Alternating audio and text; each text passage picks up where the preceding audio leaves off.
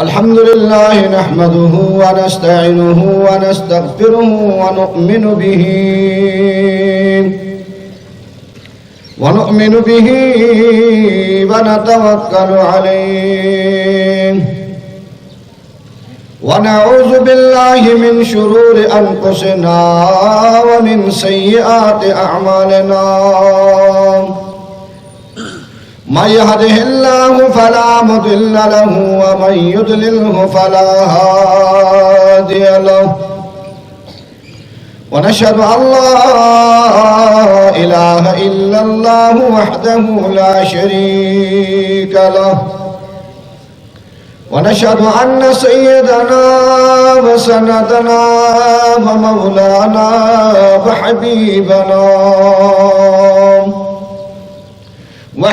ربنا محمد الذي أرسله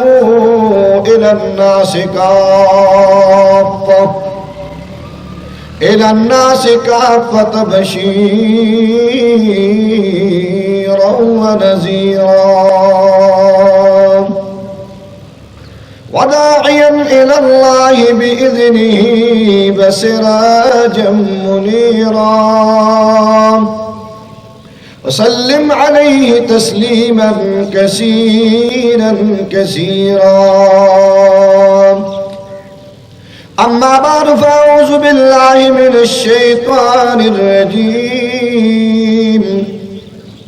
بسم الله الرحمن الرحيم الرحمن علم القرآن خلق الإنسان علمه البيان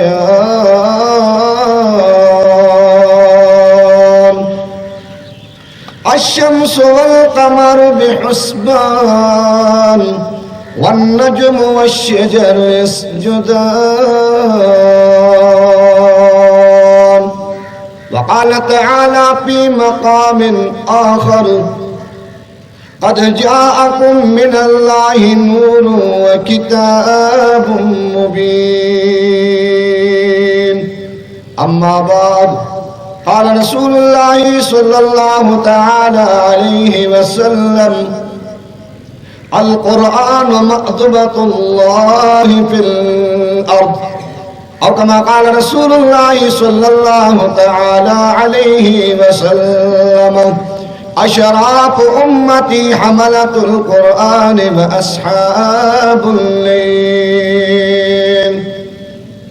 أو كما قال رسول الله صلى الله تعالى عليه وسلم أكرموا حملة القرآن فمن أكرمهم فقد أكرمني ومن أكرمني فقد أكرم الله أو كما قال رسول الله صلى الله عليه وسلم أما بعد حمدت الله حين هدى فؤادي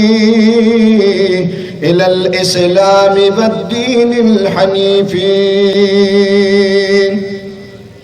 لدين جاء من رب عزيز خبير بالعباد بهم لطيف